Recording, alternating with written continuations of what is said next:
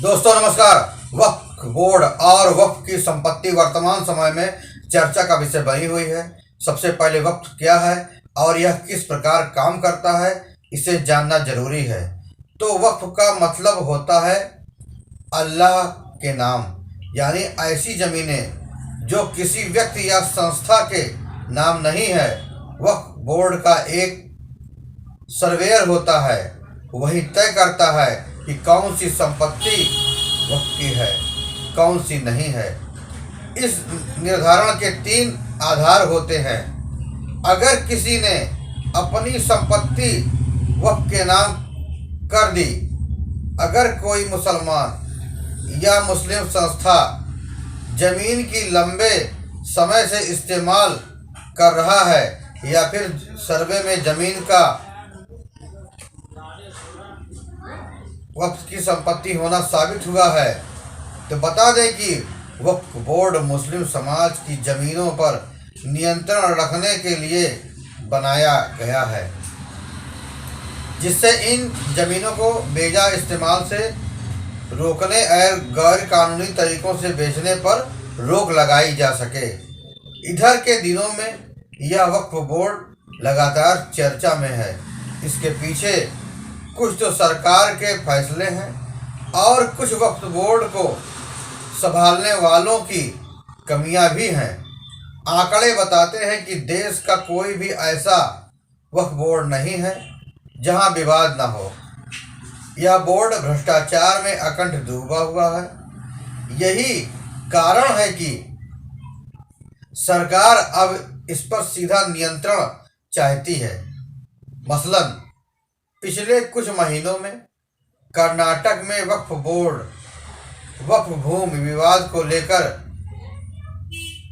वक्फ अधिनियम के दायरे में वक्फ बोर्डों को सौंपी गई शक्तियों पर फिर से बहस छेड़ दी है।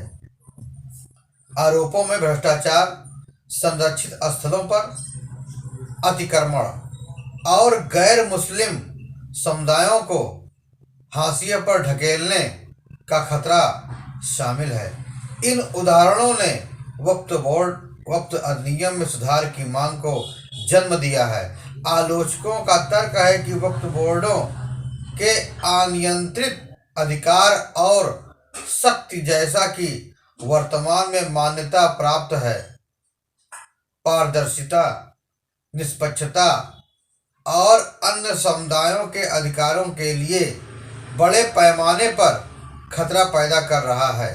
कर्नाटक का मामला इन दिनों सुर्खियों में है, चिंताओं का उदाहरण भी है। यह बताता है कि वक्फ बोर्डों को दी गई व्यापक शक्तियों के परिणाम स्वरूप संदिग्ध भूमि दावे और व्यापक सांप्रदायिक तनाव को बढ़ावा दे रहा है। चूंकि राज्य इन विवादों से जूझ रहा है, इसलिए वक्फ संशोधन विधेयक 2024 पर चल रही बात बेवजह नहीं है। भारतीय संविधान में जो संकल्पना प्रस्तुत की गई है, उसके अनुरूप एक धर्मनिरपेक्ष राज्य के लिए यह जरूरी है कि वक्फ अधिनियम 1995 के तहत गठित वक्फ बोर्डों इस्लामी कानून के उदाहरणों के अनुसार धार्मिक या धर्मार्थ उद्देश्यों के लिए दान की गई संपत्तियों के प्रबंधन और देखरेख के लिए जिम्मेदार है। वक्फ संपत्तियों के रूप में जानी जाने वाली इन संपत्तियों में अक्सर मस्जिद, कब्रिस्तान, दरगाह और शैक्षणिक संस्थाएं शामिल होते हैं। यह अधिनियम वक्फ बोर्डों को व्यापक शक्तियां देता है, जिनमें भूमि विवादों पर निर्णय लेने, वक्फ संपत्तियों को पट्टे पर देने और अतिक्रमण के लिए दंड लागू करने का अधिकार शामिल है।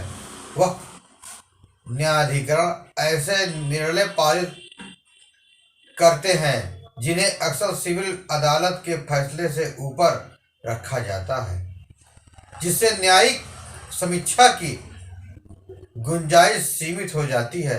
हालांकि इस ढांचे का उद्देश्य वक्फ संपत्तियों की रक्षा करना था, लेकिन इसकी जवाबदेही की कमी और दुरुपयोग की संभावनाओं के कारण आलोचना की जाने लगी है। कर्नाटक का मामला इस बात पर प्रकाश डालता है कि अगर इन शक्तियों पर नियंत्रण नहीं लगाया गया तो ये ऐसे विवादास्पद दावों को जन्म दे सकती हैं जिससे देश की धर्मनिरपेक्ष छवि को धक्का लगेगा, साथ ही अंदर सामुदायिक संघर्ष को भी बढ़ावा देगा। कर्नाटक में विवाद इस आरोप पर केंद्रित है कि राज्य वक्फ बोर्ड ने मंदिरों और अन्य सार्वजनिक संपत्तियों सहित भारतीय पुरातत्व सर्वेक्षण द्वारा संरक्षित स्थलों पर स्वामित्व का दावा किया है।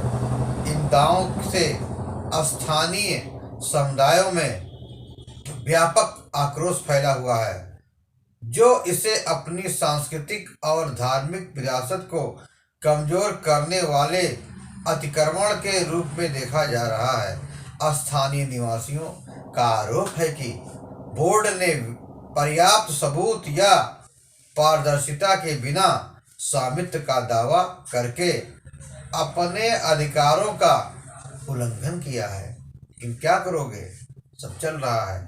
माना जाता है कि इस तरह के विवाद न केवल समुदायों के बीच तनाव पैदा करते हैं बल्कि वक्फ बोर्डों के प्रशासन और निगरानी पर भी सवाल उठाते हैं। आलोचकों का तर्क है कि बोर्ड की व्यापक शक्ति उसे मानक कानून प्रक्रियाओं को दरकिनार करने की अनुमति देता है, जिससे वह उचित प्रक्रिया के बिना भूमि पर मनमाने दावे में सक्षम हो जाते हैं। कर्नाटक विवाद वक्फ बोर्डों के भीतर भ्रष्टाचार और पारदर्शिता की कमी के बारे में व्यापक चिंताओं को भी रेखांकित किया है। पक्षपात, कुप्रबंधन और वक्फ संपत्तियों को अवैध रूप से पट्टे पर देने के आरोप लंबे समय से इन संस्थाओं पर लगे हुए हैं। बड़ी मात्रा में भूमि और परिसंपत्तियों पर केंद्रीकृत नियंत्रण अक्सर शोषण के अवसर पैदा करते हैं। नियंत्रण और महालेखा परीक्षक की एक रिपोर्ट के अनुसार वक्फ संपत्ति प्रबंधन में अनियमितताओं के कारण राज्य सरकारों को महत्वपूर्ण राजस्व हानि हुई है। उदाहरण के लिए कर्नाटक में वक्फ संपत्तियों पर अनाधिकृत पट्टे और अतिक्रमण के कई मामले सामने आए हैं। इस तरह की प्रथाएं न केवल वक्फ के उद्देश्यों धार्मिक और धर्मार्थ जरूरतों को पूरा करने में कमजोर करती हैं, बल्कि संस्था में जनता के विश्वास को भी कम करती हैं। गैर मुस्लिम समुदायों के लिए पूर्वाग्रह और भ्रष्टाचार की धारणा आक्रोश और सांप्रदायिक तनाव को और बढ़ाती है। मोदी सरकार द्वारा पेश किया गया वक्फ संशोधन विधेयक 2024 वक्फ बोर्डों की शक्तियों पर अंकुश लगाकर और राज्य की निगरानी बढ़ाकर इनमें से कई मुद्दों को संशोधित करना चाहता है। मुख्य प्रावधानों में शासन को वक्फ न्यायाधिकरणों से राज्य सरकारों को स्थानांतरित करता है, भूमि दावे में पारदर्शिता बढ़ाना और वक्फ संपत्तियों के प्रबंधन में अधिक जवाबदेही सुनिश्चित करना शामिल है। केंद्रीय अल्पसंख्यक मामलों के मंत्री किरण रिजिजू ने इस बात पर जोर दिया है कि संशोधनों का उद्देश्य वक्फ अधिकारों को कमजोर करना नहीं है, बल्कि मौजूदा ढांचे की खामियों को सुधारना है। उन्होंने कहा कि मौजूदा कानून में खामियां हैं जो दुरुपयोग और कुप्रबंधन की ओर अनुमति देते हैं। ये संशोधन अनुशासन लाएंगे और सभी के लिए न्याय प्रस्तुत करेंगे। आपको यह जानकारी कैसी लगी? कृपया कमेंट बॉक्स में अपना कमेंट देना ना भूलें, क्योंकि वक्त बोर्ड अधिनियम बिल को लेकर के इस समय पक्ष और विपक्ष में जमकर नोकझोंक चल रहा है। जगह जगह चौपाल लगाए जा रहे हैं, लोगों को जागरूक किया जा रहा है। तो कुल मिलाकर वक्त बोर्ड कानून सही है या गलत, इसका फैसला सरकार ले रही है। मामला अभी लंबित है, अभी चल रहा है। आपको यह जानकारी कैसी लगी? कृपया कमेंट बॉक्स में कमेंट देना ना भूलें। धन्यवाद।